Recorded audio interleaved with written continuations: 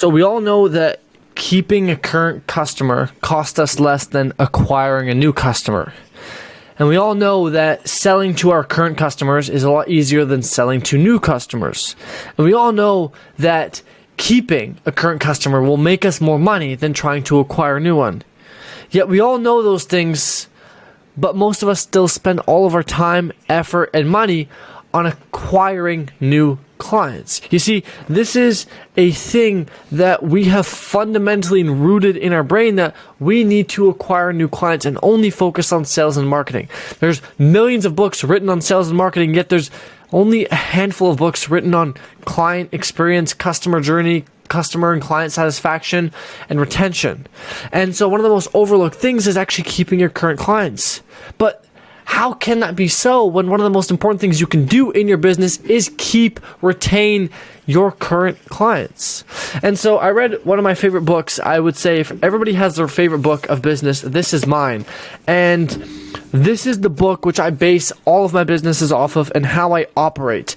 And one of the things I realized is if you look at some of the most successful companies out there, whether you look at Apple or Amazon or Google or Facebook, what's one thing you notice? Well, I'll give you an example. Most of you probably have an iPhone. And let me ask you this. Have you bought multiple iPhones? I would assume most of you said yes. Well, then let me ask you a question. Did somebody have to sell you to buy another iPhone, or did you make that decision yourself? Well, most of you probably said, I made that decision myself. And that's where I realized that there was a huge flaw in how we business owners, especially in the SMA space, fundamentally do business. Because you see, why does Apple make so much money? I'll tell you why. Why does Amazon make so much money?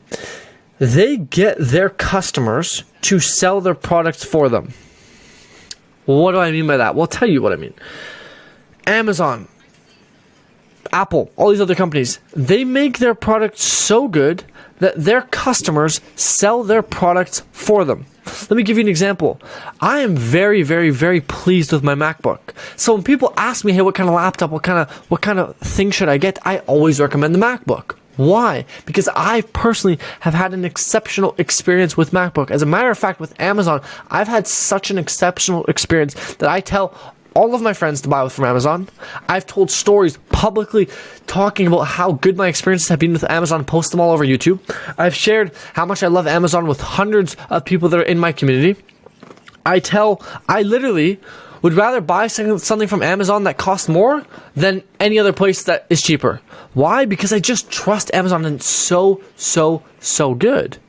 And so we think about a business model in which somebody would pay more for your product just because they like you. Somebody would tell their friends to use your product because they really like you.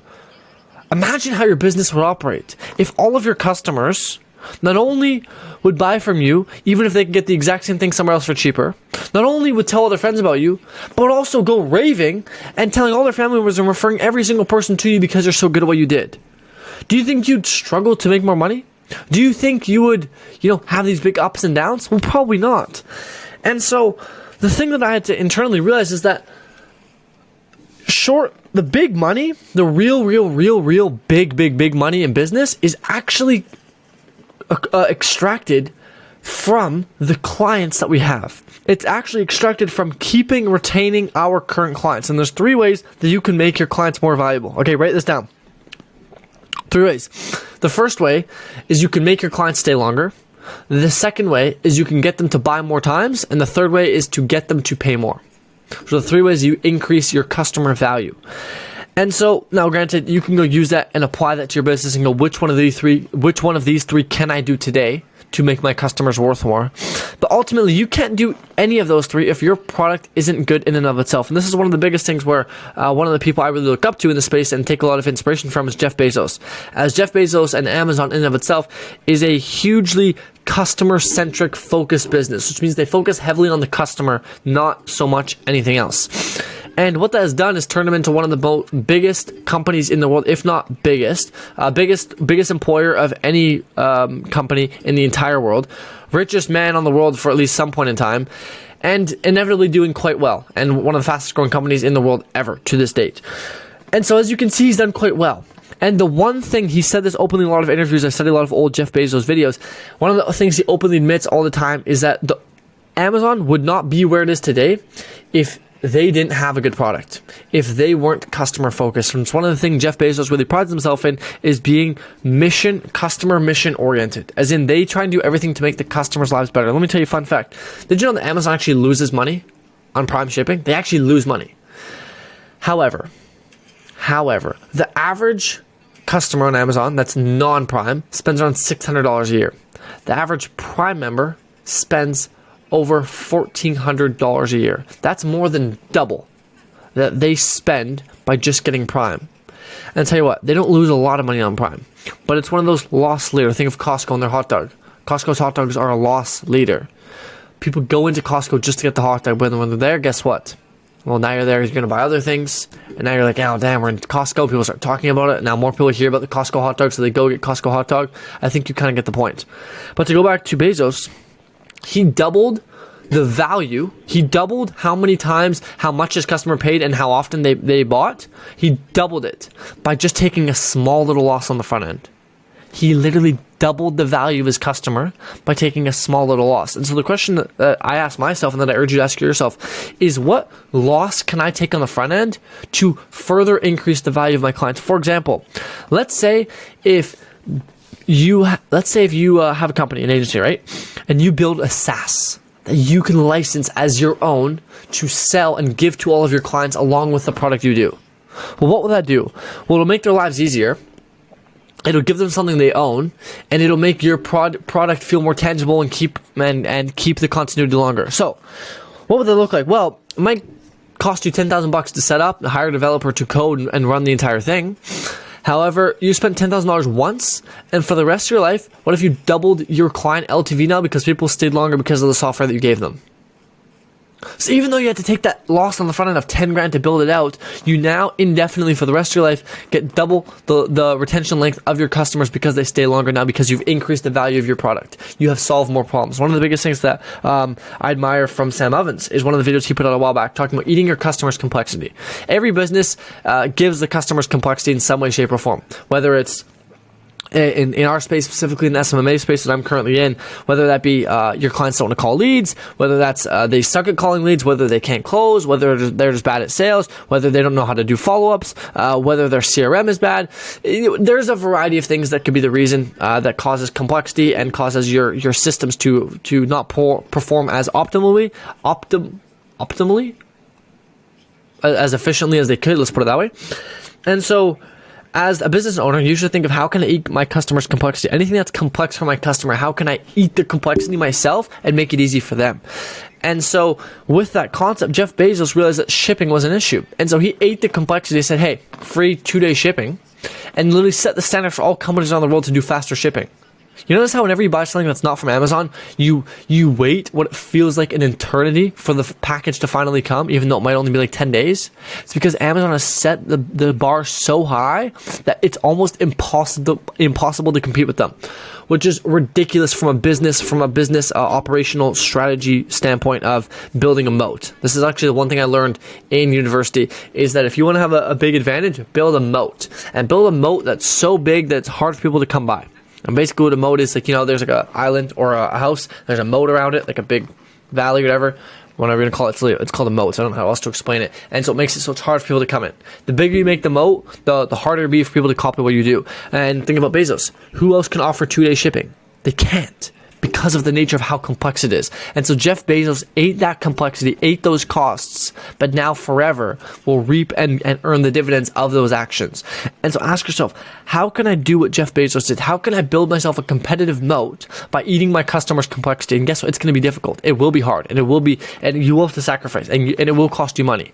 But imagine how much better your product or service is now perceived because of this thing, and how much less competition you'll have because you now stand out from the crowd.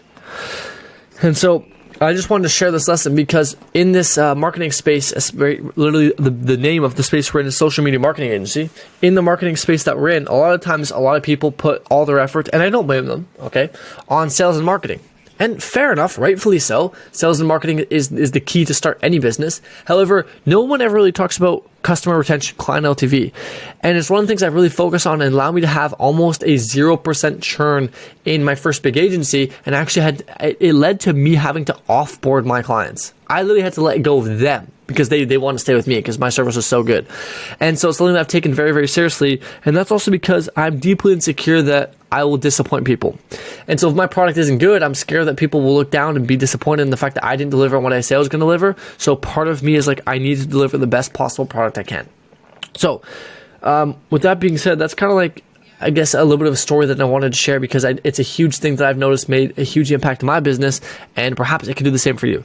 Now, I will preface this entire video, even though it's at the end, with saying that if you aren't making, I don't want to put a number on it, but we're going to put a number on it for the sake of this video, at least 10, 20, 30K, you do not need to focus on this because you do not even have enough data. You don't even have enough clients or enough experience to really make a good product or service in the first place. So your goal should simply be to acquire new clients, just set and close appointments, set and close appointments until you collect a lot of money and can actually acquire a lot of clients so you can learn the skills, because you won't be able to build a good service by hypothesizing. What I mean is you can't build a good service when you aren't servicing anybody. You can't just sit here and go, well, I think this will help HVAC businesses. You can't do that. You have to actually actively be helping them. You can only do that by actually acquiring clients. So preface this with saying, if you aren't making a ton of money, do not put a huge emphasis on this now because it does not really matter. However, for the long run, right, you can only sell so many people, right? Like, you can't just sell your way to $1 billion company. You cannot sell your way to $1 billion company. You can't sell every single day, thousands of hours a day. That's just not possible. You have to be able to retain your clients, and as a matter of fact, make a product so good that your clients will start to sell your product for you. That's how you can build these billion dollar businesses. And if I ever get to the $1 billion mark, well, then I guess I displayed how I'm going to do that here today. If not, hopefully this can still be a testament inside of my agencies and companies that I build in the future that this is a huge portion and a huge, factor in terms of seeing big success, especially with a big company. So that being said, hope you enjoyed, hope you kind of got some value, and let me know down below if you have any questions, as you know, this is one of the things I really put a lot of my effort in. And study a lot. And so this is one of the things where I feel like I'm a bit more knowledgeable on, hence why I'm making this video, sharing it with you. If you want more videos like this, do let me know, but I thought this would be a cool little video to post for y'all.